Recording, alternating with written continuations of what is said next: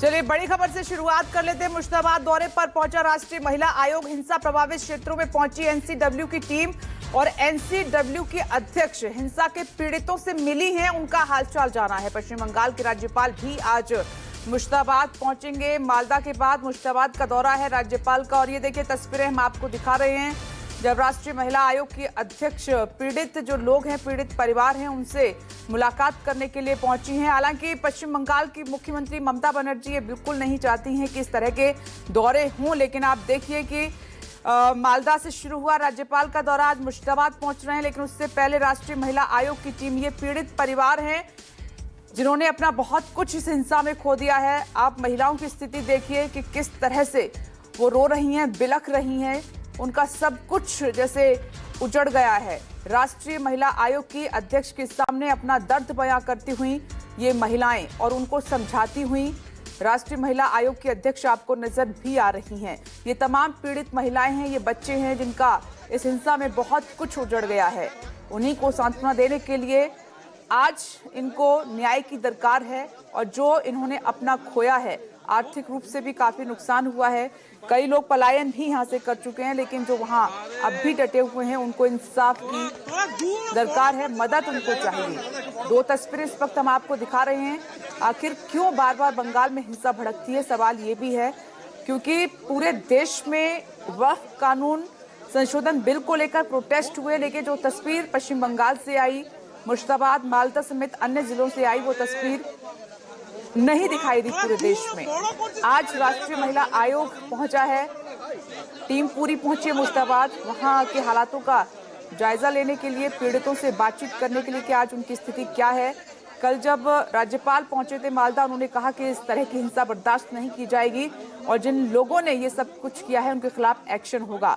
हालांकि कोर्ट में ममता बनर्जी ये कह चुकी हैं कि हालात अब धीरे धीरे सामान्य हो रहे हैं, इस तरीके के दौरे ना किए जाए। उन्होंने अपील जरूर की थी, लेकिन इन तस्वीरों के जरिए हम आपको ये दिखाने की कोशिश कर रहे हैं कि जो इस हिंसा में मुर्शिदाबाद के लोग प्रभावित हुए हैं, जो पीड़ित परिवार हैं, उनकी स्थिति अभी क्या है।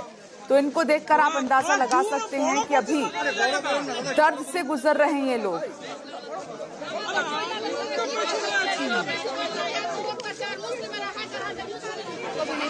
बहुत तकलीफ की बात है। And the house and the shops also vandalized by the They are demanding permanent DSL for any CAPS camp over here. हम थोड़ा सा एक बार जब सबके साथ दौरा होगा उसके बाद बात करेंगे। भी नहीं छोड़ा है, बहुत तकलीफ की बात है। And the house and the shops also vandalized by the They are demanding permanent DSL for any CAPS camp over here.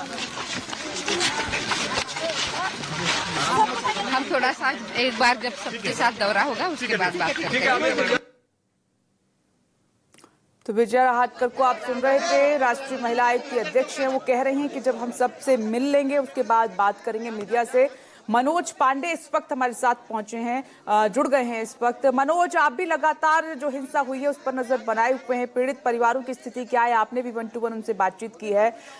राष्ट्रीय महिला आयोग पहुंचा है वहां पर राज्यपाल के पहुंचने से पहले मुर्शिदाबाद, और हम देख रहे हैं कि महिलाएं बेसुध होकर एक तरीके से वो गिड़गिड़ा रही हैं, मानो कि इतना दर्द शायद इसी से समझा जा सकता है कि वो किस दर्द में है इस वक्त।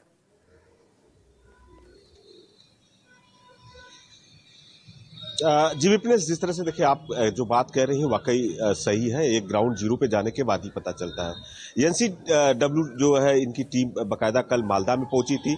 वैष्णो नगर में जो 500 परिवार रह रहे हैं उनसे मुलाकात की, उनकी दर्द और पीड़ा को सुना। और आज देखिए जहां पे घटना हुई है मुर्शिदाबाद का, यानी धुलियान और जफराबाद, दो जगह है। सबसे ज्यादा यहाँ पे शमशेरगंज थाना अंतर्गत आता है। देखिए थाना से महज 100 मीटर की दूरी पे मंदिर है, वहां पे काफी जो एक समुदाय, हिंदू समुदाय के लोग रहते हैं। इनका आरोप है लगातार कि इनके ऊपर भी हमले किए गए, थाना महज पास में रहने की वजह से। एनसीडब्ल्यू की जो टीम पहुंची है बाकायदा इन सब चीजों को लोगों से मिल रही है, पीड़ित परिवारों से मिल रही है। इनका कहना है कि आखिर वक्फ बिल को लेकर विरोध प्रदर्शन हो रहा था, लोग विरोध कर रहे थे, आखिर हमारा गुनाह इसमें क्या है।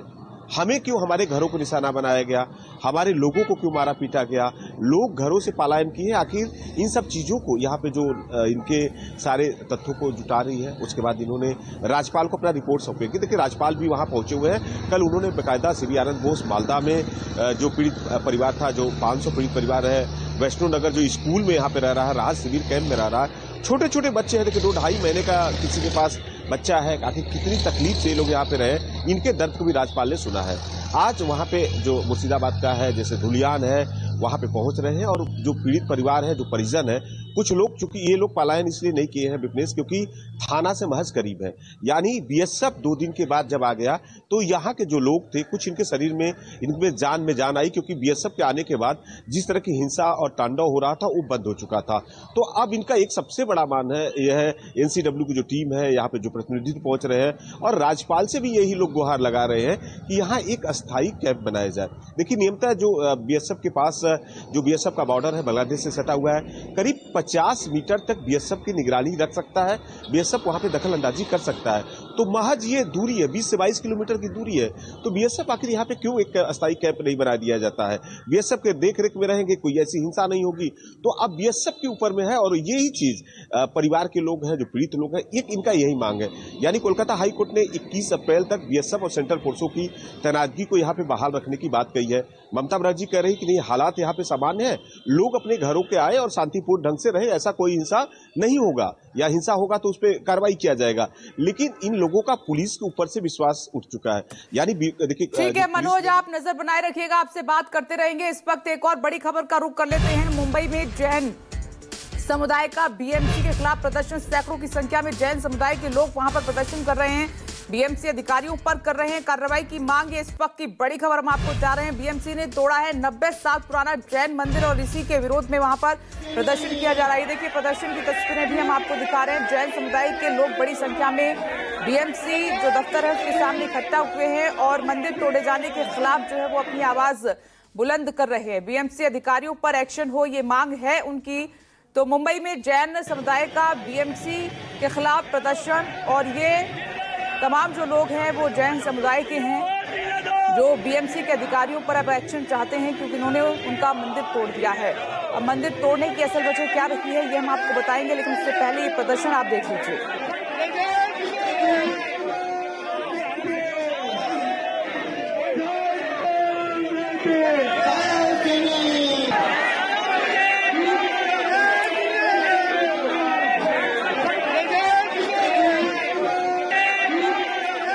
और अंकुर जायसवाल इस वक्त हमारे साथ जुड़ गए हैं। मैं सीधे आपसे सवाल अंकुर यही करूंगी कि आखिर इस तरह की नौबत क्यों आई और जो मंदिर तोड़ा है जैन समुदाय का, उसके पीछे की वजह क्या रही है?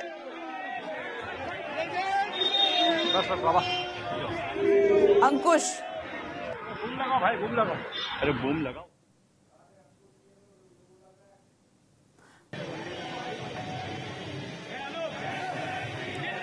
चलिए, अंकुश से अभी हमारा संपर्क नहीं हो पा रहा है, लेकिन सैकड़ों की संख्या में जैन समुदाय के लोग वहां पर पहुंचे हैं बीएमसी दफ्तर के बाहर, अधिकारियों पर एक्शन चाहते हैं। 90 साल पुराना ये जैन मंदिर था जिसको बीएमसी के अधिकारियों ने तोड़ दिया है। 16 अप्रैल को बीएमसी ने ये 90 साल पुराना जैन मंदिर तोड़ा था और आज ये एक्शन की मांग करते हुए जैन समुदाय के तमाम लोग एकत्रित हुए हैं, इकट्ठा हुए हैं और जोरदार तरीके से वहां पर प्रदर्शन किया जा रहा है।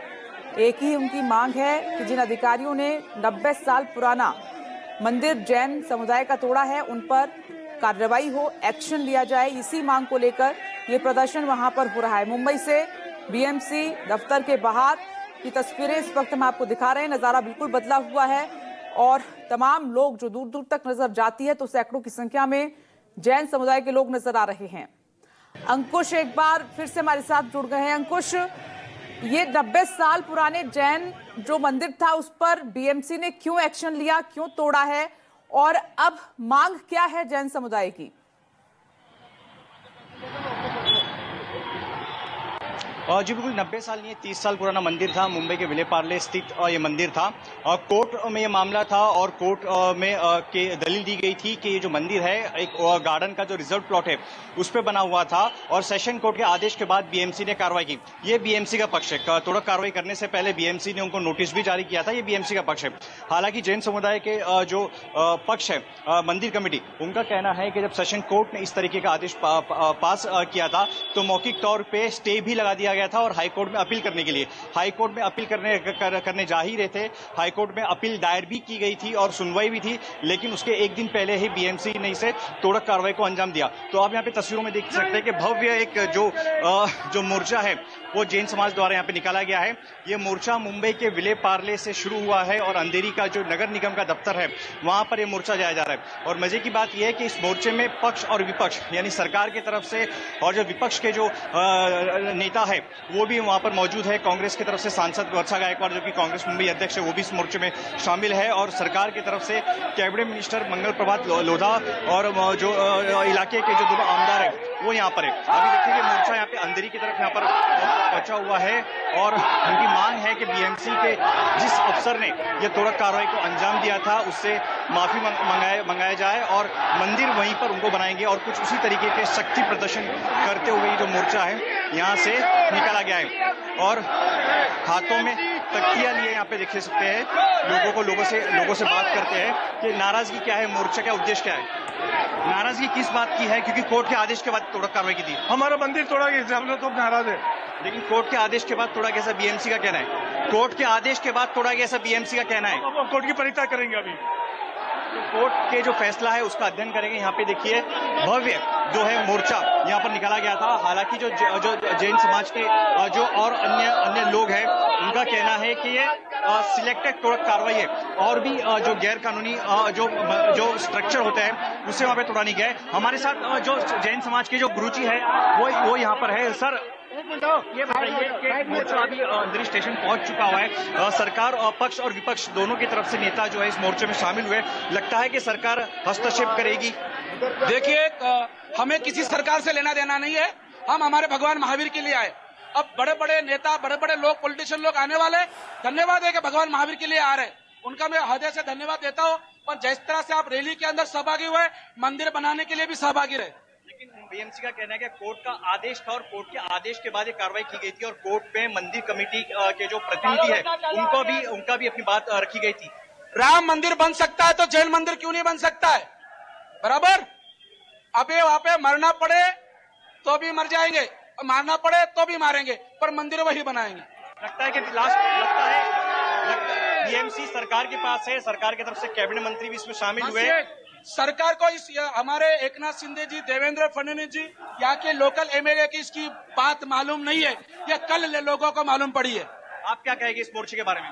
देखिए सबसे बड़ी आपने कहा ना कि बीएमसी के पास कोर्ट का आदेश था, लेकिन ये पूरा ले दे के काम हुआ है। हमें वहां पर इतना टाइम नहीं दिया गया कि वहां पर हम अपनी मूर्तियां अपनी पुस्तकें उठा सकें, इतना टाइम नहीं दिया गया। जिस तरीके से ये पूरा लेन देन का मामला है मुंबई में, और इनलीगल नहीं कंस्ट्रक्शन क्या बहुत सारे हैं कि उसी को जो हजारों लाखों लोगों के आस्था के अंदर उसी को तोड़ना बीएमसी को है ना। ये पूरा इनलीगल तरीके से तोड़ा गया और ये रिश्वत देके तोड़ा गया। ये पूरी समाज का आरोप है। जो आरके होटल है उसका जो मालिक है उसने रिश्वत दी और बीएमसी के द्वारा तोड़वाया गया। ये हम सबका मानना है, उसको सार्वजनिक रूप से माफी मांगना पड़ेगी बस। तो देखिए एक विशाल मोर्चा यहाँ पर निकाला गया है। बीएमसी के खिलाफ नारेबाजी की जा रही है और दोनों पक्ष का अपना अपना दावा है और फिलहाल विले पार्ले से जो मोर्चा शुरू हुआ था अंधेरी तक पहुंचा हुआ है। ठीक है, आप नजर बनाए रखें। ग्राउंड से रिपोर्टिंग आप देख रहे थे, आपका शुक्रिया। आगे बढ़ते हैं, एक और बड़ी खबर का रुख कर लेते हैं। दिल्ली के मुस्तफाबाद में 4 मंजिला इमारत गिरी है। हादसे में 4 की मौत हो गई, कई लोग मलबे में दबे हैं।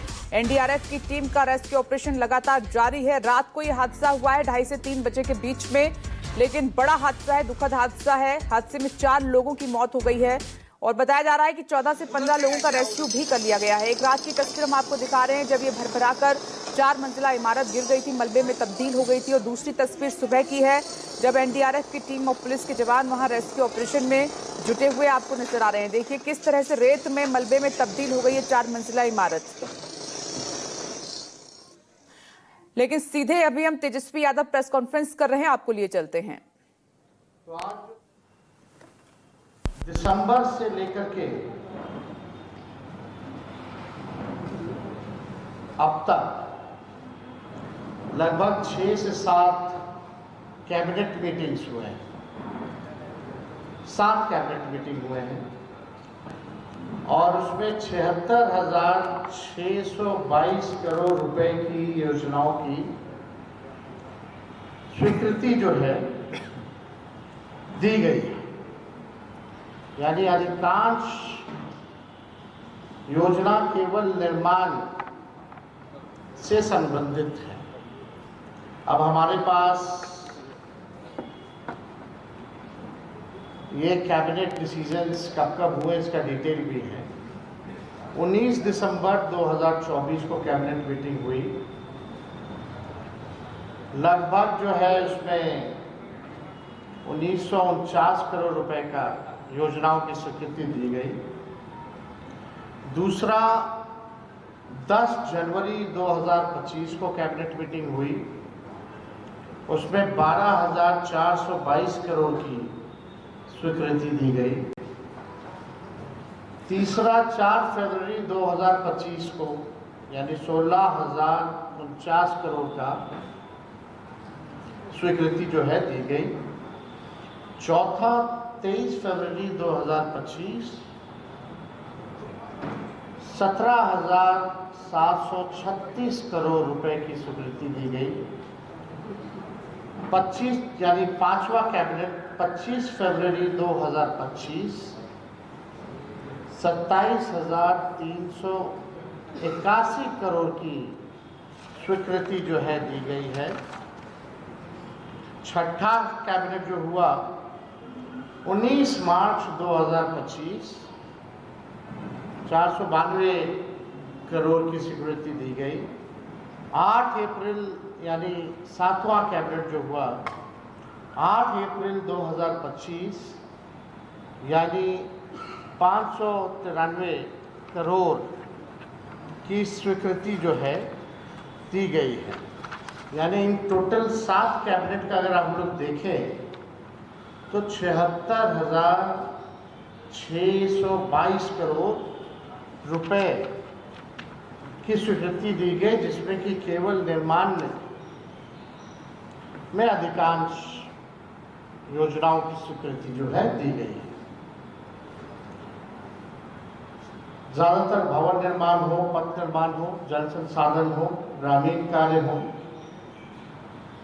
यानी अन्य वैसे विभाग जहां संबंधित है, जहां ग्लोबल टेंडरिंग की जा रही है, ठेकेदार के माध्यम से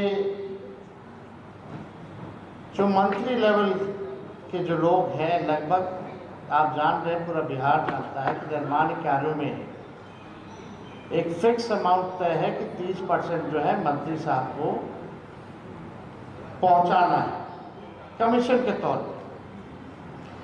ये भ्रष्ट सरकार निर्माण संबंधित योजनाओं में तत्काल टेंडर निकाल और तत्काल कमीशन प्राप्त कर चुनावी खर्चा निकालने का इन लोगों का तरकीब है। अब जो लोग सरकार में बैठे हुए हैं, अब वो लोग जान रहे हैं कि अब इन लोग दोबारा सरकार में आएंगे नहीं, तो जितना आनंद फानंद हो सरकार के खजाने को कैसे हम लोग लूटे, इसी में ये सरकार जो है लगी पड़ी है। चुनाव का खर्च भी जो है जनता के पैसे, बिहार के पैसों से ये लोग जो है कैसे निकालेंगे, इसकी पूरी लूट है।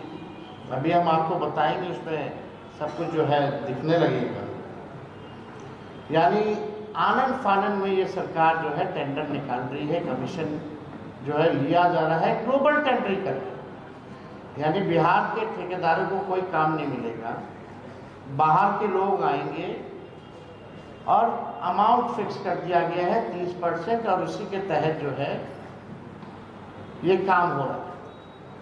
अब संरचनाएं ऐसी, पुल है तो पुलिया नहीं है, अप्रोच पथ है तो पुल नहीं है, इसमें भी हम डिटेल में आएंगे। कई बिल्डिंग का जो है बन गया ढांचा, उपयोग नहीं है। तो आप बताना चाहेंगे कि वित्तीय वर्ष 2025 और 26 का बजट 3,17,000 करोड़, 25 और 26 का, यानी 24-25 के तुलना में ये 38,000 करोड़ का बजट जो है